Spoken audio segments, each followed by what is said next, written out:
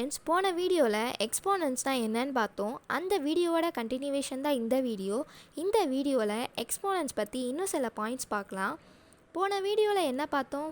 இந்த மாதிரி ஒரு ஸ்டேட்மெண்ட் இருந்துச்சுன்னா இந்த ஸ்டேட்மெண்ட்டை 4 to the power 5னு எழுதலான்னு பார்த்தோம். ஸோ இங்கே 4 தான் பேஸ், 5 தான் எக்ஸ்போனன்ட். இந்த 5 என்ன இண்டிகேட் பண்ணுது?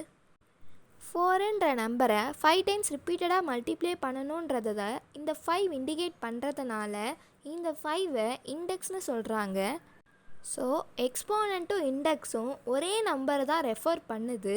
ஸோ எக்ஸ்போனன்ட்ஸும் இண்டெக்ஸும் ஒன்று தான். An exponent or index is a convenient way of writing repeated multiplications of the same number in a shorter form. Okay, next point போகிறதுக்கு முன்னாடி இண்டெக்ஸை நிறைய இடத்துல இண்டைசஸ்னால் சொல்லுவாங்க. ஏன்னா இண்டெக்ஸோட ப்ளூரல் ஃபார்ம் தான் இண்டைசஸ். ஓகே, நெக்ஸ்ட் இந்த ஸ்டேட்மெண்ட்டை இன்னும் பெருசாக திங்க் பண்ணி பாருங்கள். ஒரு 100 டைம்ஸ் 4ஐ ரிப்பீட்டடாக மல்டிப்ளை பண்ணுறீங்கன்னா அந்த ஸ்டேட்மெண்ட் எவ்வளோ பெருசாக இருக்கும், அதை கால்குலேட்டரில் ட்ரை பண்ணுறதுக்கு எவ்வளோ டிஃபிகல்ட்டாக இருக்கும்னு. ஸோ இந்த மாதிரி டிஃபிகல்ட்டிஸ் இல்லாமல் இருக்கிறதுக்கு தான் எக்ஸ்போனன்ட்ஸ் நம்மளுக்கு ஹெல்ப் பண்ணுது. It helps in easy calculations of large numbers. Okay friends, thank you.